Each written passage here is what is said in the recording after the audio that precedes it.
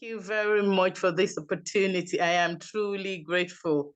Thank you to Reverend Bakari for the insightful teaching. God bless you, sir. Thank you for the organizers of this program and all the ladies and gentlemen in the house. God bless you real good. I am delighted to be here and I'm grateful for the opportunity. I am going to answer these questions in perspective of, is everybody hearing me? Yes, ma. Okay, thank you. Thank you very much. Yes, ma. It's Yes, clear. ma'am. Thank you. Thank you. Now, the perspective I want to go through to make, because most of the questions were quite identical, and it will be self-development and self-grooming to be able to address the issues that each person is facing in the questions raised. So I want to talk very quickly on the key points of the topic of the afternoon or the evening. The topic is strategic ways of handling stress as a single or married person. Being single or being married, you would have a relationship. So if we're discussing relationship and we want to explore strategic ways of handling stress, I thought I'll do justice by defining three key words in there. The first is strategy. What is strategy? Strategy is a plan, it's a design, and you're constantly following the design to make it work. And when you have used the design or the strategy for some time, it needs reviewing as well. Where we work, changes have happened. I retired as a nurse a few months ago. The way I was nursing in the 80s, when I had my training, had changed by the time I got to UK. So the strategy I used in the 80s was no longer working in the 90s. And in this 21st century, strategies changed. So it meant that strategy is a continuous thing. And for you to stay in tune, you must review your strategy in anything that you're doing to make you relevant. The second thing I want to explain is stress. What is stress? Stress is a state of disequilibrium, a state of unbalance, maybe because you're trying to achieve something or because something had happened to you. And when stress happens to the body, it gives you either opportunity to fight, to fly, or to engage. I'll say that again. When you encounter stress, which is a state of disequilibrium, it makes your body go into drive. And the way your body goes into drive is either to fly away from that, to fight against that thing, or to engage. The choice is yours, what you do. And what you do in those three instances will determine the result you get with stress. For example, if you have examination or you have an interview and you've got the date for the interview or for the examination, and you sit and worry and talk about, oh my God, I have exam I have exam end of August. Oh, I have exam end. Oh, I have interview. And you're just talking about it and talking about it. While the other person knows and is stressed about the exam or the interview, but is doing researching, finding out the knowledge he or she has, the area where she's weak, and explores to develop and groom herself. By the time you get to the interview, who is going to be better? Is it you who is just sitting and talking about it and looking for shortcut? Or the person who had actually invested time, even though stressed, has sensibly engaged by wanting to get results out of it? Third thing I want to explain is relationship. What is a relationship? It's a connection between one person or another. Connection between families, connection between workers, connection between colleagues, connection between church members, connection in the neighborhood. So if you're in any relationship, how you do will determine how you get. So in any relationship that you are, and you know what? The first relationship ever for all of us is our maternal relationship. Our mothers bore us in their wombs, gave birth to us, and nurtured us. So when we're suckling into the breast of our mothers, we were looking into them, into their eyes, the warmth. So the connection we first have ever is one with our mothers or with whoever stand as in the position of mother to us. And then father comes in. That relationship, if mother does not give breast milk, does not nurture the child, does not cool the child, there'll be distance in the relationship you have with that child. But if you're one who cools your child, before the child says, when the breast is there, before the child says, the breast is there, you can see that the bond between you and that baby will be excellent. I'm saying that each and every one of us have got relationship, either with our siblings, with partners, with husbands, with wives, with spouses. Our own, what you do, what you bring on plate as a man, as a woman. Are you just lazy? Are you going into marriage because you want your spouse to be your source of financial liberation? Oh, I'm going into marriage, so I'm going to marry a rich man to make me rich. Really? So you go into a relationship wanting to be a fruitful part of that relationship. So when we now bring the three together, what are the strategies to a stress-free relationship? It means that whatever you see that good, empathy, self-care, respect, honor, you bring that onto the relationship and not set expectation for anybody. But we are so full of expectation, and that's where the stress starts from. You're coming to me to ask me for money. You don't even know how much debt I'm in myself. By the time you come and say, by the time I get to Yemi, I'm sure because she's driving a Jaguar, she'll be able to give me 100 pounds. You don't even know whether I'm actually in need of 50 pounds. So when we set expectation into a relationship, we fail because we are not the other person. We don't know what the other person has in stock. So I am saying, in essence, each and every one of us have got responsibility in any relationship that we're in. Mother and daughter, father and son, father and children, mother and children, husband and wife. We cannot just sit and set expectation for other people without commitment into the relationship, either way. And it's high time we start to raise our children as productive part of any relationship they find themselves. Gone were the days when fathers will send boys to school and leave girls at home because they're going to end up in somebody's kitchen. No way. Raise your daughters the way you set expectation for a prospective daughter-in-law. Raise your sons the way you set expectation for a prospective son-in-law. If we all do that, and in individual homes, individual families, you lead by example, life will be a lot better than we have now. However, for you and I to do that, it's important that we're near God. Our nearness to God. Reverend Bakare just told us about being prayerful. Being prayerful and having faith.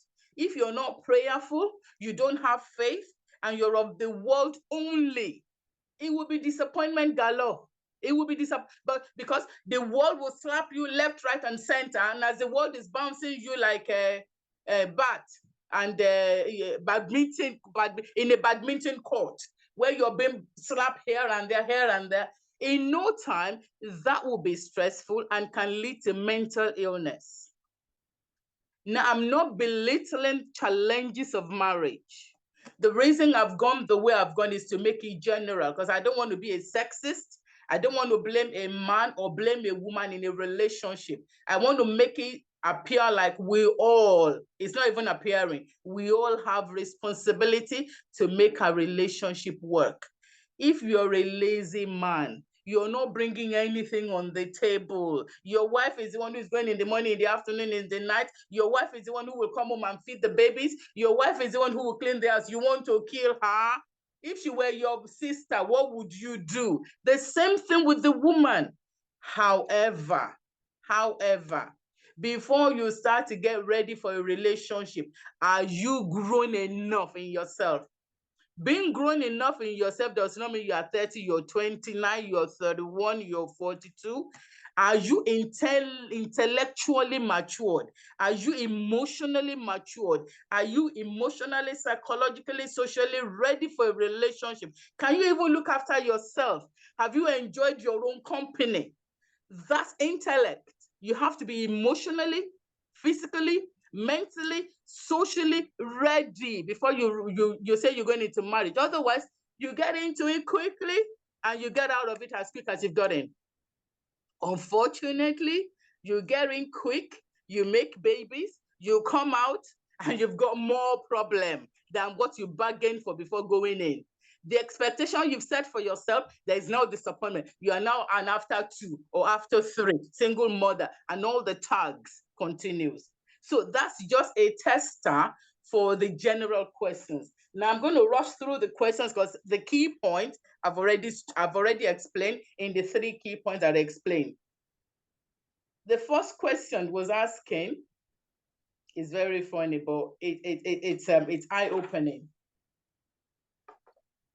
The married woman has a husband who was married before, and this man who was married before is now communicating with his ex-wife. And this person who raised the question says she's upset about it. What can she do? Candidly, I am divorced, happily divorced. I'm a mother of 2 beautiful girls. I'm a grandmother of 2 handsome boys. And I'm totally grateful to God Almighty for the enablement and the grace He's given me to live the life that I'm living at the moment. However, when my elder daughter was getting married, I did not raise her all by myself. I did not birth her all by myself. There is a father. So we had to invite him into the wedding ceremony.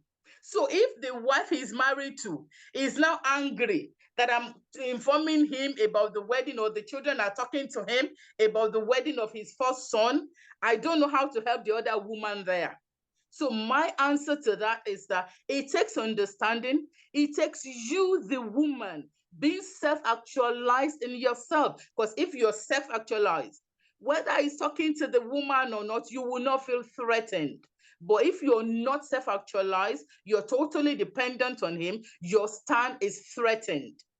If there is honesty and openness in such relationship, you will not feel threatened. However, because we are not all equal, some people have low self-esteem, some people are not very courageous. Ask him, darling, I see that you're talking with the whatever you refer to the person as. Are you trying to rekindle? Just make it light. But if you don't communicate with the gentleman and you're boring this in your heart, you're so slowly building anxiety level for yourself, you will die before your time. Because the truth of the matter is his first wife, his other children are part of his life. You cannot cut them off, unfortunately. It's either you accept them or you accept them. Otherwise, you'll be the one who will suffer most. My advice is maturity, understanding, forbearing, communication, and tolerance. The second question says, her husband listens to her siblings or her sister more than she listens to her. That's the wife. When I saw that, I'm thinking, what? Because some of the questions are not quite, you cannot really advise by just a line or 2 of sentences. So I'm just trying to be careful not to give a wrong counsel. But I will say, if the sister is advising the husband and the husband is listening to the advice of the sister more, set up a conversation. What is your relationship with the sister, your sister-in-law? What is your relationship with your in-laws generally? Are you the one who is just married to your husband? Every family member can go to hell. If you have no good relationship with your in-laws, you will be suspicious. But if you have good relationship with your in-laws and they're advising their brother, they will not mislead their brother except if your hands are not clean. If your hands are not clean, that's when they would advise your husband wrongly and it would worry you. If I were in that shoe, I'll ask my husband, darling husband, The way you are talking to your sister is making me worry. I hope all is well. Or the way you're taking advice from your sister. Or what kind of advice are you giving to the man yourself? Are your advice counterproductive? Because if you have a brother and the wife is counterproductively advising your brother, I will also suggest kind ways for my brother to make it better. So it's very tricky to be able to answer that directly. Number 3, husband does not want wife to send money to family back home. I thought in every relationship, especially in marriage, unity is important. But when it comes to finances, there should be a percentile of each person's income to a joint account, maybe from paying the bills, for finances on the house. So if you have percentile of the husband's income, percentile of the wife's income going into an account to run general bill, salary for my mother, why is it somebody's headache? Or for my father? So the way I see that practically is there should be a communication. Darling, what do we do with finances at home? How much are we spending on outgoings and all the bills and commitments? Find a truth, find a way out to jointly take responsibility for it so that you're not sapping, because if you don't protect the roof over your head, and you're sending all the money to Africa, they will turn you to zero. And then it's you here who will be suffering. So when you look at it on the flip side, how standable, how upright are your finances here? How manageable have you played your part in the finances where you live before you send the rest of the money to Africa? So your husband might be fair to say, hey, let's look after ourselves where we are here before we start to send money home. Because eventually, most of them at home, they use it to go and do party every cannot. They buy different gilly, different gilly, doing party everywhere. However, there's some people who actually really need the money. So finances where you live is important to be on top notch before you start to help.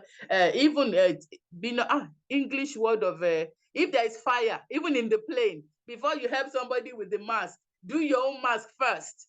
So before you start to send money to Africa, look at where you are, how financially standable are you? Husband is away from home over a year due to family issues. Wife is waiting for him. You would understand with me how that's difficult to answer. Why did the husband leave home for a year? Is he on holiday? Is he working in another country? Have you fought before? How can the man have been away from home for a whole year? Where is the church? What impact has family stepped into? Has there been any remedy, any form of sorting things out between the couple before the man had left home for over a year? That's a broken relationship. That needs a lot of work. You might need professionals to seek counseling from professionals to make sure that if there's anything wrong that needs to be worked on, the earlier the better, if it's not too late. If a husband moves away from her for over a year, then something is happening there that needs to be fixed. Somebody asked, how do you identify the right man? Are you right enough for a man yourself? Once you have worked on yourself and you're right for yourself, don't worry about the man. Your man will find you. But if you're looking, if you put binoculars or you are looking under the microscope, there's a likelihood that you still get the wrong man, because there is no one who is right, there is no one who is wrong. But focus on yourself, develop yourself, groom yourself. Your like man, your like mind will look for you. Your like mind will look for you. But if you're snooping around, forgetting to self-care, forgetting to develop yourself, riff-raff people will look for you because you look riff-raffy. Reverend Bakari already explained that to us. But when you work on yourself, you develop yourself mentally, emotionally, socially, psychologically, you would gravitate people to yourself without even making any effort. But if you sit there waiting for a man to knock your door, the rubbish men will not go, because there's so many rubbish men as well as there are rubbish women out there. The next question, sexual relationship before marriage. Why can't we have sexual relationship before marriage? That's a very good one. Do you know sexual relationship before, even the Bible said we should protect the bed, leave the bed undefiled. If you go and have sex before marriage, you're not committing sin to God, you're committing sin to yourself. You're devaluing yourself.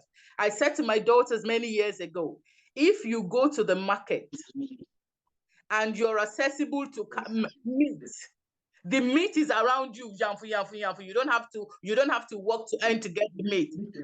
You want to go to the market to buy one if it's available all the time. So if you cheapen yourself in any relationship, you don't have self-value to protect yourself, you're not respecting yourself, before they call you, you are there, you'd already lost value in the face of the man. 1, 2, it makes your heart long for a man who is probably trying to taste you and move on. It leaves you emotionally worse than before you crept into the relationship. Reverend Bakare mentioned about some people having, relationship with married men. Are you hoping that he will leave his wife? Even if he said to you that his wife is on the verge of packing out of the house, you'll be surprised that he would have had you a few times and the wife is still there. You will now start calling his phone. He will not answer again because he's had what he wants to have. Let's leave that. That's actually very trivial. How about sexually transmitted diseases? How about unwanted pregnancies? I'm sure we've had so many of those. How many of us have raised children that their father said, I only did it once, as if once does not make twins or triplets. We only had it once. So for the sake of protection, self-protection, self-dignity, and walking in precept of the way God has laid it out for us, don't do it before marriage. There's no guarantee that if you marry as a virgin that the marriage will work, but at least preserve yourself and let the bed be undefiled before you get married. So you're not exposing yourself to risk and other sexual challenges from other people. That's my personal submission to that. Husband is having extramarital affair and the wife is exhausted. Of course, if I were the woman, I would be exhausted emotionally, mentally, socially, and I would not want to have anything to do with that man. That said, that's me. Seek counsel. Speak with the gentleman. Ask him, ask yourself, what can you make better in this relationship? If this man is having extramarital affair, what do I need to do better? You might do all of that, and the man is still having extramarital affair. I will say, discuss with someone who can talk to the gentleman, because AIDS is real. There's AIDS, there's sexually transmitted diseases that can cause grievous danger in the future. They can be hepatitis, there can be cancer of the, all sorts from STD or untreated STD, sexually transmitted diseases. So for the sake of protection, any man who has a wife and is sleeping around has danger of bringing sexually transmitted disease to the wife, killing himself or killing the wife. Men will still do it, some women will still do it, but if you're prayerful and you have the fear of God and respect, self-respect, you would respect your body to not be doing show everywhere. I don't know the English of show. I'm sure that somebody who knows the English will help us before we finish here. This lady says, husband does not like her children. And I'm thinking, her children. Her husband does not like her children. It sounds like those children were from previous relationship. And my question would be, how well behaved are those children? How respectful are those children to your husband? How much acceptance has your husband had towards the children before you came together? When you were courting the gentleman, did he meet the children? Did they all accept each other? Otherwise, there should be a conversation, trueness with conversation. What's going on? How can we mend the ways and have a cordial relationship in the home? Another question says, husband likes things that she do not like. How can they resolve this situation? And I really, really like this question. Now, husband was raised in a different home for how many ever years before you met the husband. Wife was raised in a different home for many years before they met each other. Now, coming together is with your differences, with your likes, with your dislikes, loving each other, discussing with each other, making changes to acclimatize and cohabit with love. To now say you don't like what your husband is doing, when you saw the man, did you not have your glasses on?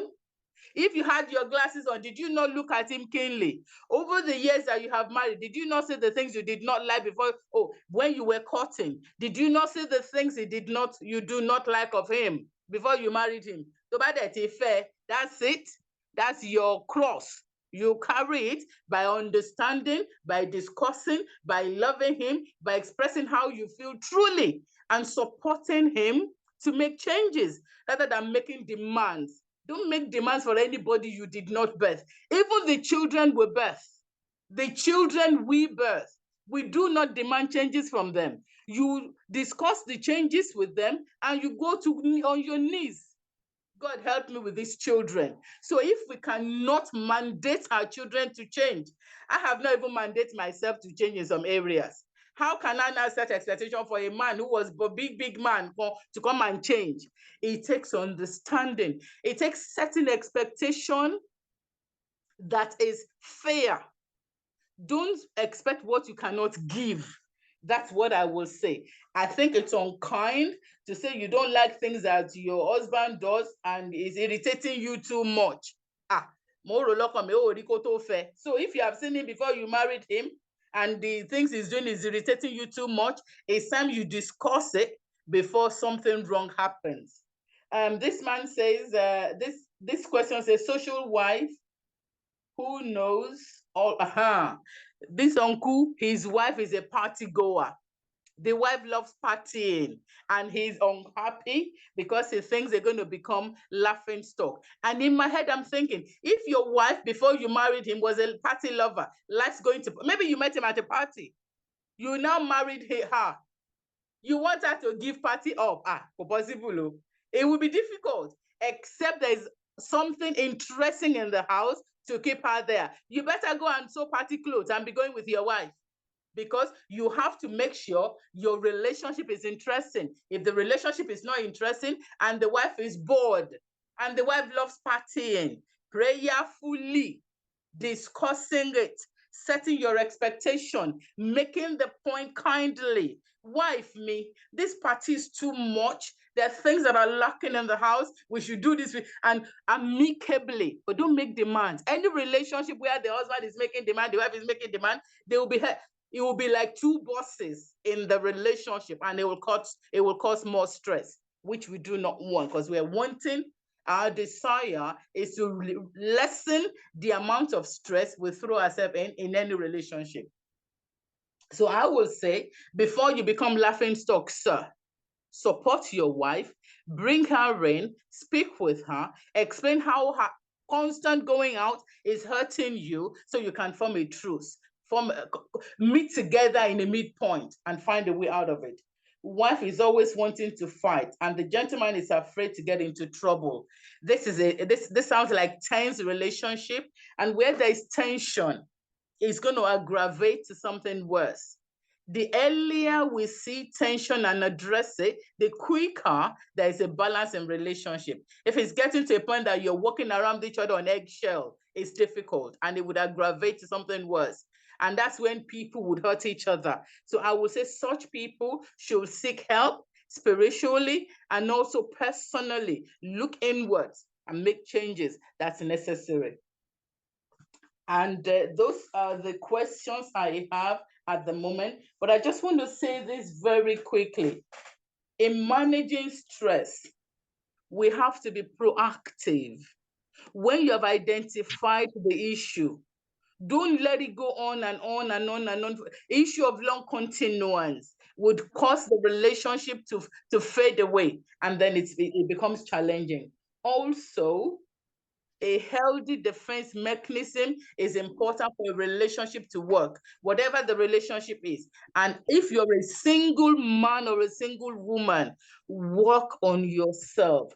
And while you're working on yourself is personal development, which is the process of allowing God and his thought principles to guide our conscious pursuit of personal growth, through the expansion of self-awareness, knowledge, improvement of personal skill, and development of others. And as we do that and trust God, He will come through for us. He will come through for us. Make sure that you remove the speck in your eyes before you blame the other person for causing the rifts in the family. What is your role in the relationship? What is your role at work? What do you bring on the table? And trusting God to be able to bail us out. It's important. The whole dependence on God, total dependence on God, and God will help us in Jesus' name. Amen. Amen. Thank you so much, ma'am. Amen. Thank you, ma'am. Please, so just one last question, ma'am. There's one here before you go, please. Can you hear me? I can hear you, ma. Okay, please let me read it. They sent this one to my phone now. See, my question is, what do you do with a married man who keeps contact with all his exes and find it normal? Thank you very much, ma. Personally speaking, that's awkward. The relationship needs help. Now, we need to also bear in mind that individual and satiety for sex, it's an issue with African men. And I'm sorry, I'm not trying to generalize, but I'm just saying it as it is. We have normalized African men having extramarital affair as okay. And that's why some religion would expect the men to marry 5 wives and so. But if you're a Christian, if it's a Christian home, it's awkward. It's sore to hear that a man is connecting with the exes and having relationship with them. There's need for prayer. There's need for soul searching. What is your role in that home? How well, how soothing, how helpful, how loving, how caring are you for the man? I'm not belittling that this person because before I was divorced, I was a doting wife. I did everything humanly possible to keep my man, but he didn't want to be kept. And I kept my peace and I have no regret. We're friends for the sake of the children, but I'm just saying, if a man is like that, kleptomanic, or what do you call men who cannot do without sex, and they would have sex with anybody in pants, anything in pants, anything in knickers, they would have sex with. That's beyond your control. If you're a Christian and the man is a Christian, it's time you sought help. And if you seek help through the church for counseling and things are not working and he comes in to have sex, ask him to wear condom. If he says he does not want to wear condom, Reverend Bakari will have to help us, and mommy, when it comes to spirituality. But me, I'm just talking realistically, socially. If a man is that wayward, you're unsafe in such home, you have sought help with family, you sought help with the church, it's still ongoing, it's time you seek spiritual counsel and maybe proper counsel with professionals. Thank you, ma.